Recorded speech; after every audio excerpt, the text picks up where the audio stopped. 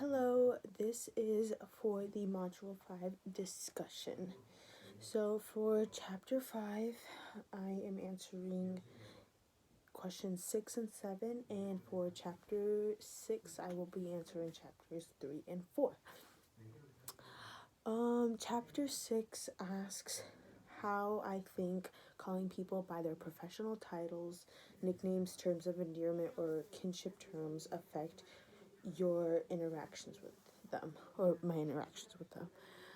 I think the biggest way that the use of someone's professional title or certain nicknames can affect your interaction with another person is that it kind of sets the tone on how you're addressing them, and how sets the tone for the situation, for the specific situation. For example, calling someone by doctor or Mr. can set a more professional tone and lets the other person kind of know, oh, well, this person is being for real, this person is being serious, and lets them know how they should communicate further on. In my experience, it also, I feel like it gives someone an idea of the culture that you come from, or how you were raised with certain, I guess, rules. And I say this because I remember in one of the earlier chapters, I don't remember what chapter it was, but it gave I think multiple of them, it gave this example, but it sort of gives an example of someone who was from a foreign country being uncomfortable with calling their professor by their first name or their boss by their first name, and they prefer to just continue calling them Mr. or Doctor or Sir or Ma'am. And I think this sort of shows or gives another person a glimpse of who you are, and then in return they sort of, since they get an idea of who you are and how you were raised, it can either, I feel like it can either positively or negatively impact the way they interact with you. For example, I remember in my Running Start orientation that my advisor had talked about how multiple times he would get emails with people who would just informally refer to him as like yo, or just certain slang, and it was he explained it as getting an idea of who that person was and how they acted. Number 7 asks that if you are a speaker of multiple languages, think about times when you switch from one language to another while interacting with people. With whom are you talking? At what points do you switch from one language to another? Why do you think you and other people do that? What is the outcome of code switching? So, as someone who communicates in both English and Spanish, I tend to kind of switch my language based on who I'm comfortable with, and that idea of who I'm comfortable with tends to be based on who shares my multiple languages with. Who can I code switch with is what I should say. For example, family, and more importantly, my best and closest friends, and people in other countries. Those are people who I would mainly code switch with. But what I mean by saying that who I'm comfortable with kind of relies also on the fact who I code switch with along with is an example that can be shown with my best friend. Both me and my best friend speak English and Spanish, and so it's easy for us to be able to switch our languages even together, kind of like the idea of Spanglish, and we are comfortable with using that together, and I think that's why we're very close. I think in other situations, for example, my mother, who does know both languages but is more comfortable in Spanish, she immediately as she sees the opportunity to only speak Spanish with someone, she will often only speak Spanish to them.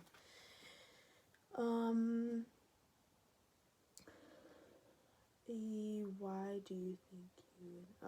I think we do this mainly out of the idea that we think we want to be comfortable with someone, and the idea that you should also make others comfortable, for example. And I think this ties with some of the outcomes of code switching, which, for example, the book says that sometimes if you are able to share that code switching or those two languages that you switch from, you can build stronger social connections and social groups with another person or another group. Whereas if you don't share that connection, you can often feel a little bit isolated and awkward.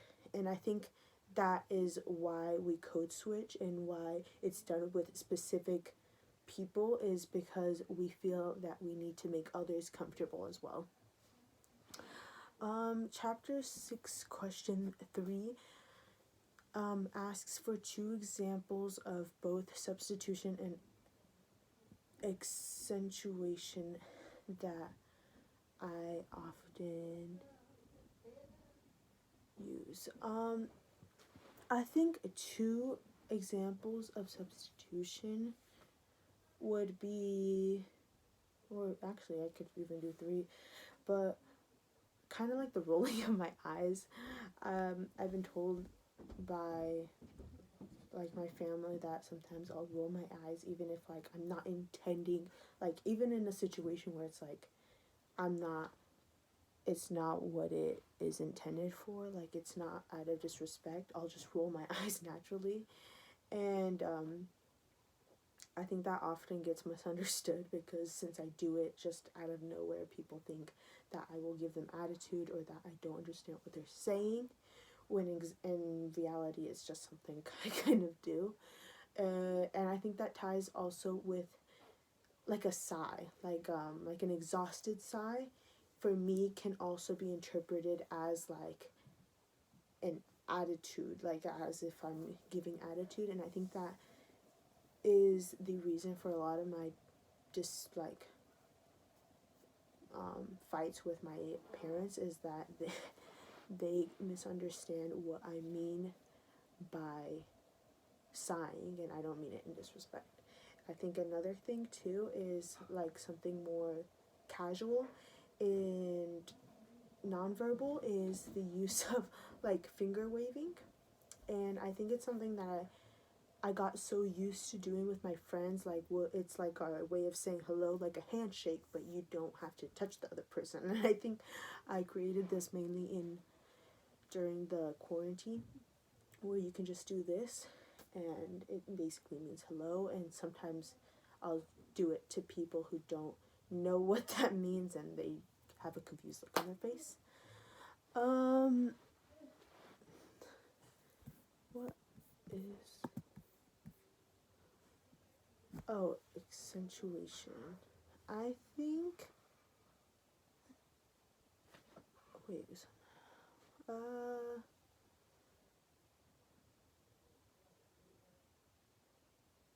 I think 2 ways that I use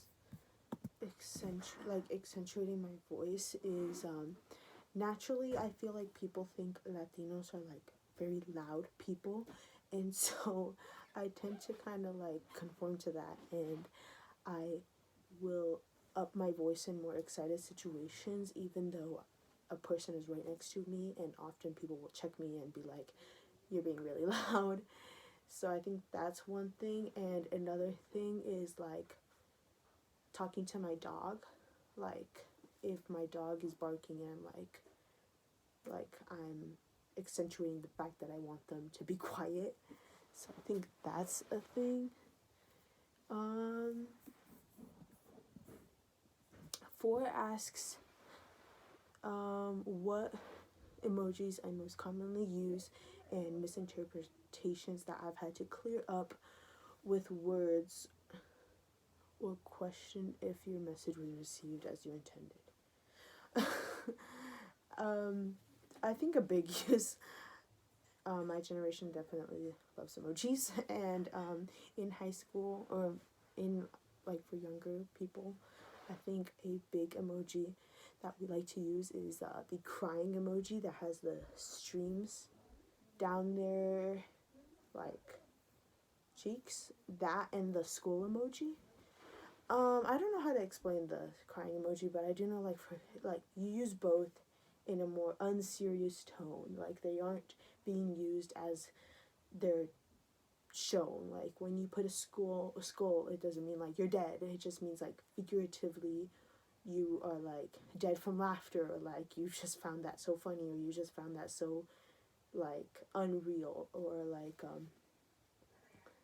with the crying emoji too, it's almost like a replacement for the laughing emoji.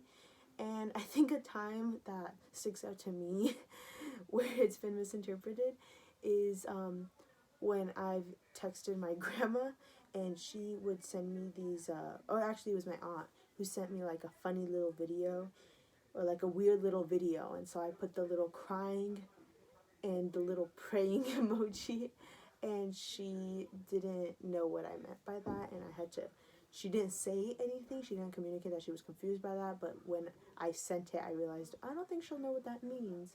And when I went to go visit her, she asked me about that, and I was like, oh, it's not really used like that. So I think that that's a big thing.